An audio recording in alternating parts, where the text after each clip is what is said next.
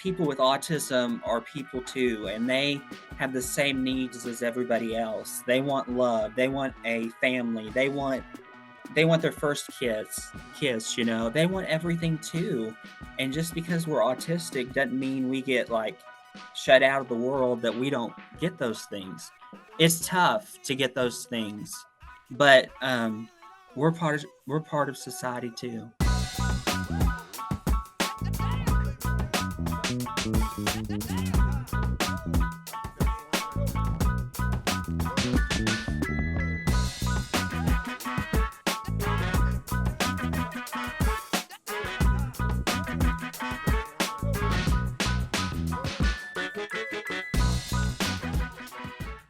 Welcome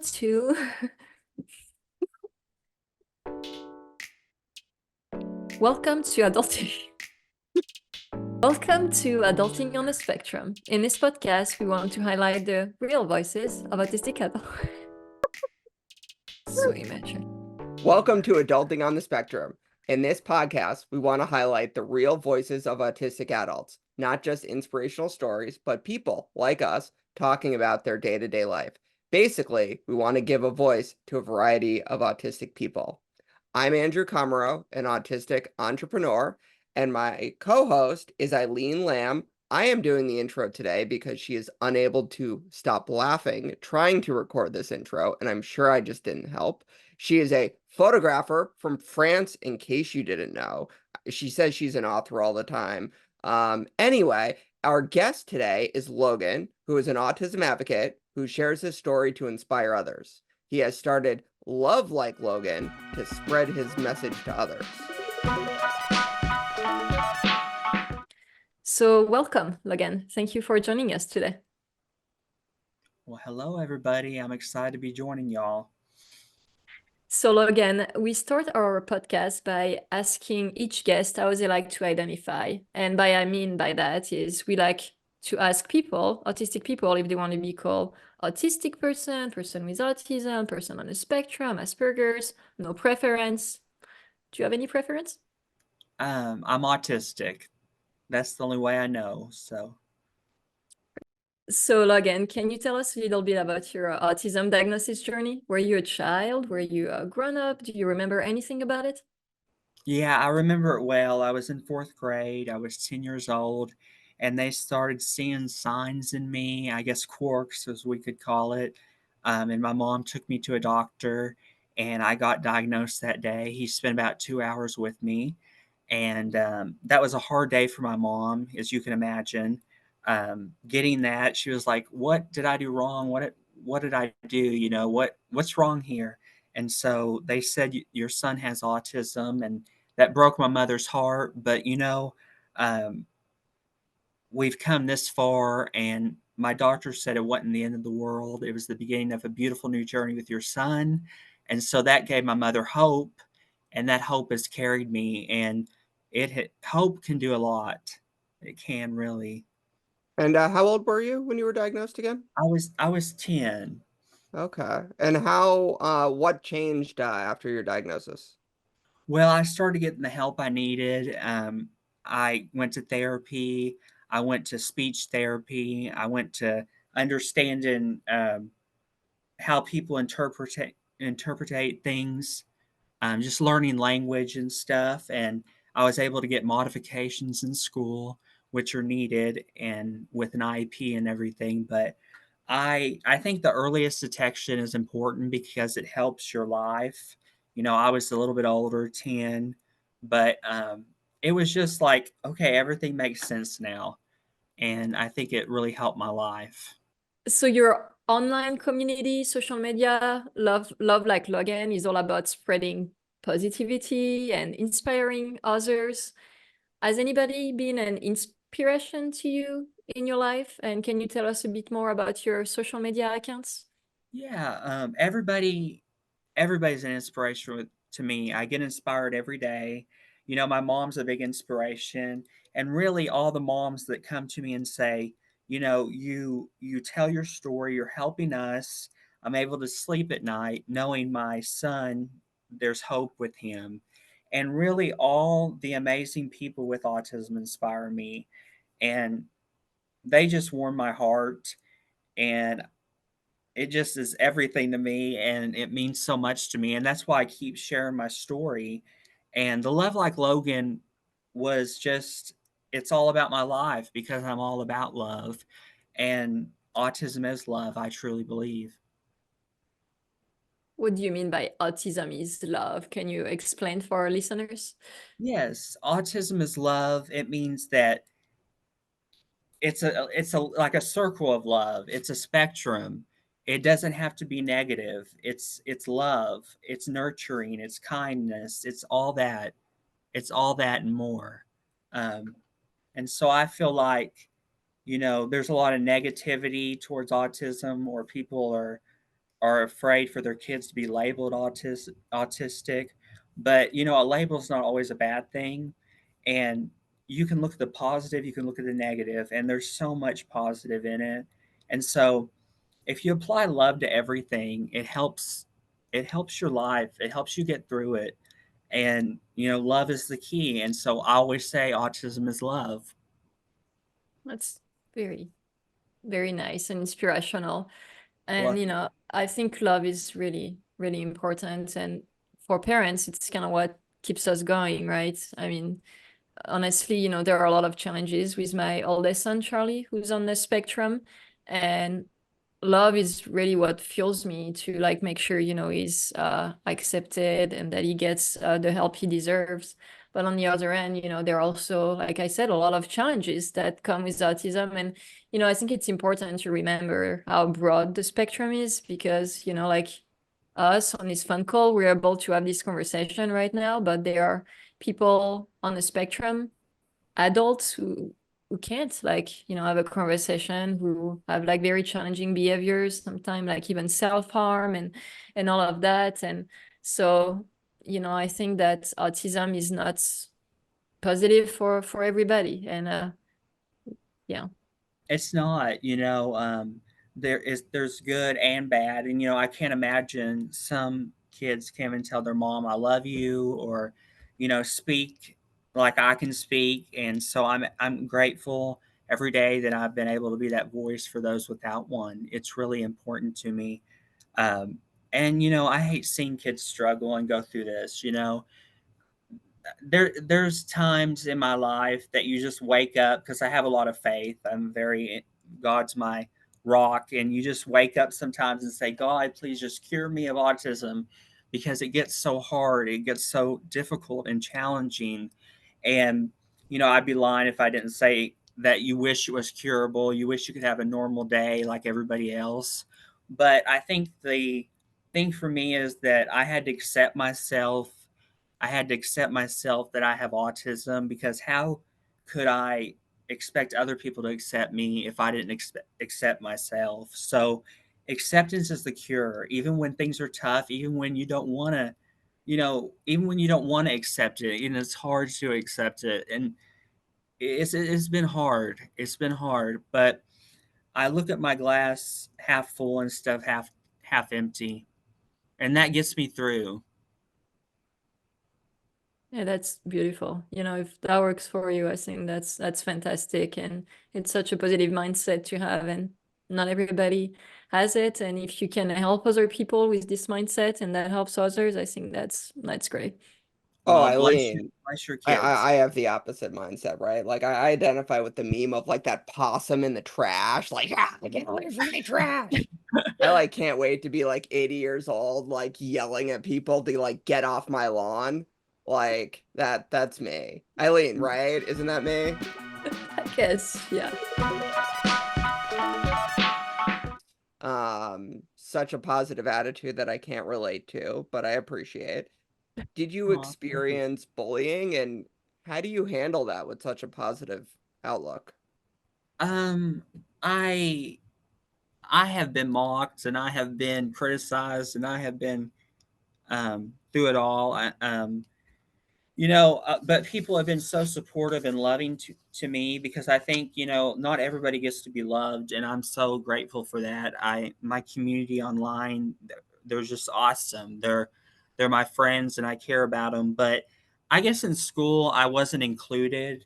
I was overlooked. I didn't get invited to parties. I didn't have friends, and that was really hard for me because when you're different, you know you're different, and you just feel like this out of out of pocket person. I mean, it's hard. It's really hard, and but I believe that I was born different to make a difference, and so was I bullied? People, I have a big personality and I'm very upbeat and happy and very flamboyant, as you could say. So a lot of people thought I was gay, and I'm not. I just have a big personality and I care about people. So not that being gay is a bad thing, because I'm very supportive of gay people and believe everybody should get to be who and what they are and love everybody. But I guess that was some bullying, just making fun of me for being who I am. How did you come up with the idea for Love Like Logan? And was it your idea? It really wasn't my idea. Somebody, we were getting involved with a charitable event, and somebody said, how about we do Love Like Logan? Or they made up things that said Love Like Logan. And I'm writing a children's book, so it's going to be called Love Like Logan. So somebody just came up with that, Original. and we thought that sound good, Love Like Logan, because I love love and I love everybody. So, what is one piece of advice you would give to an adult who receives a diagnosis?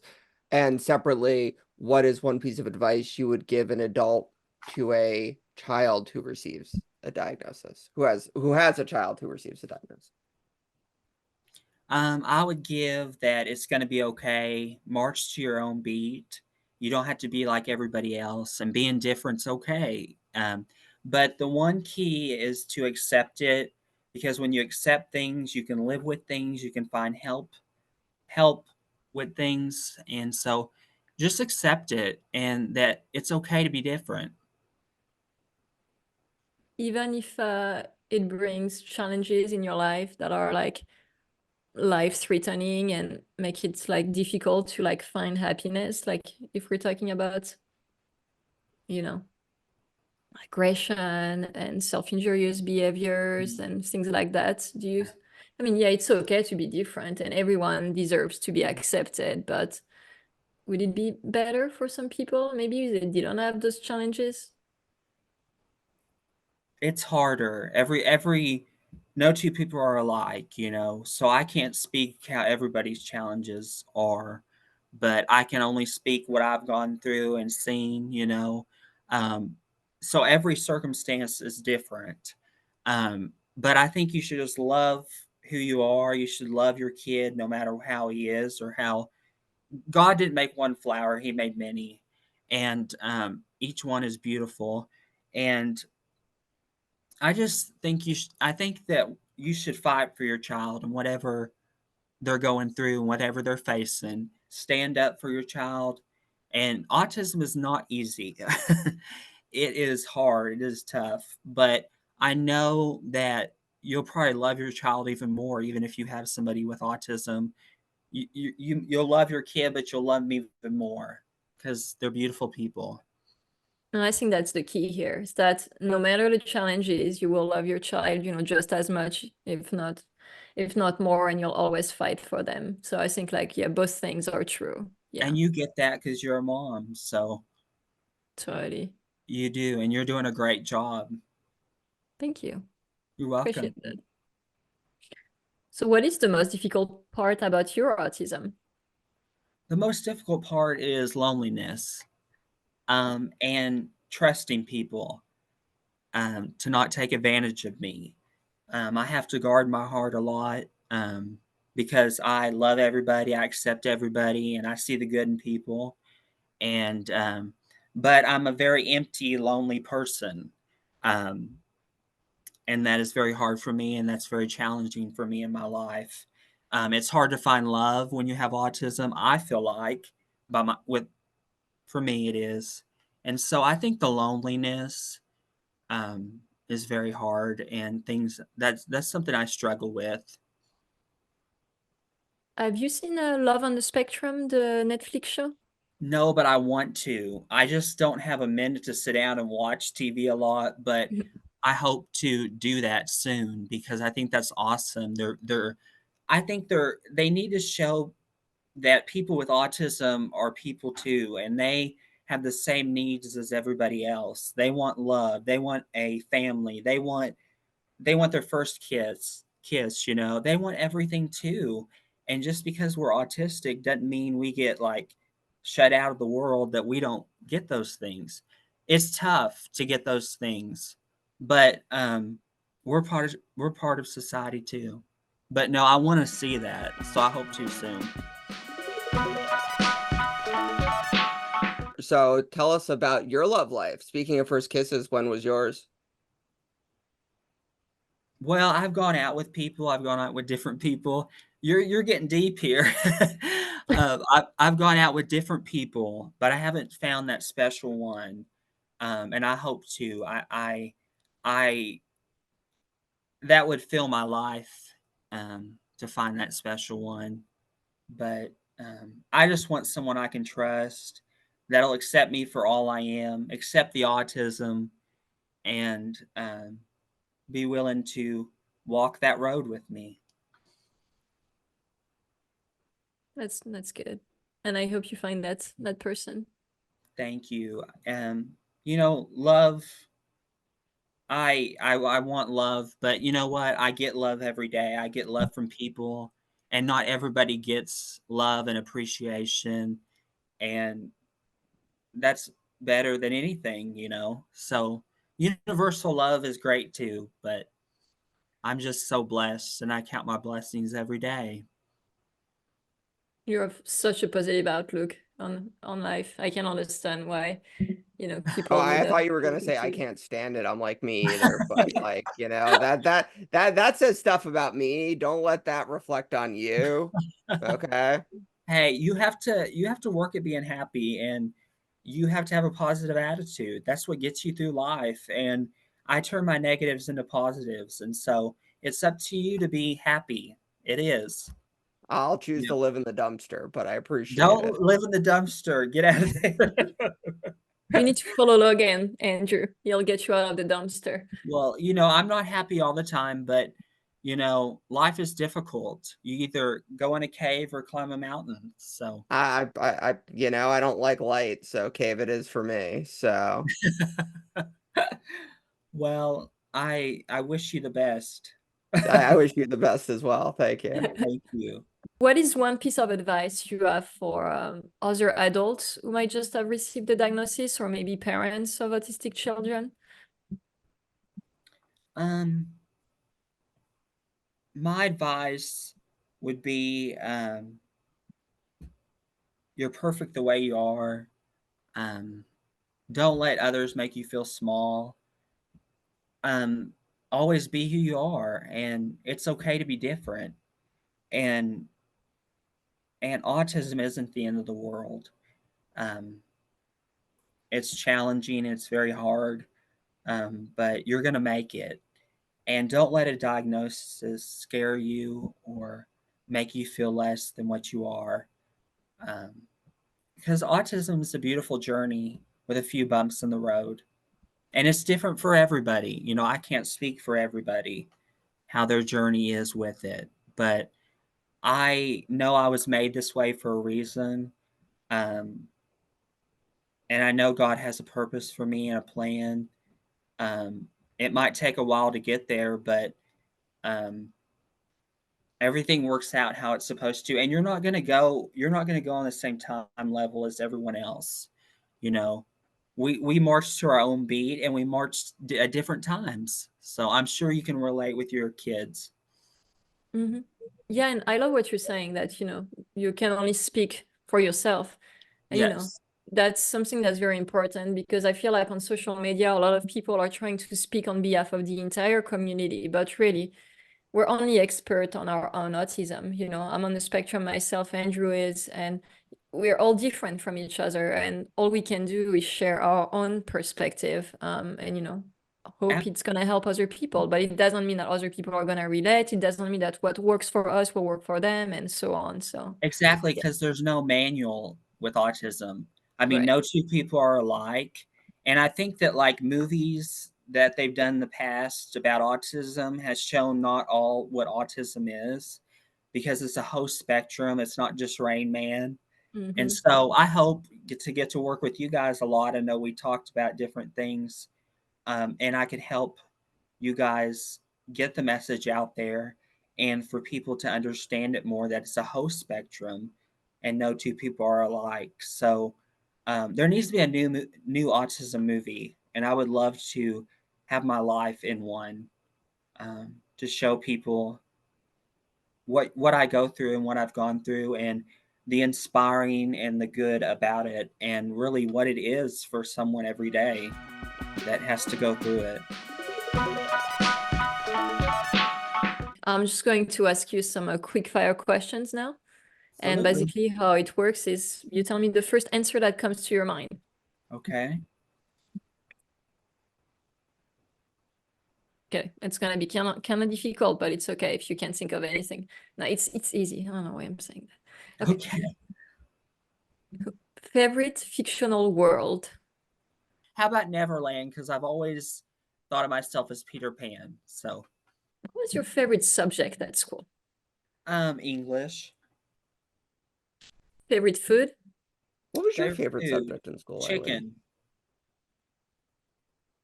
Favorite food? Chicken. Okay.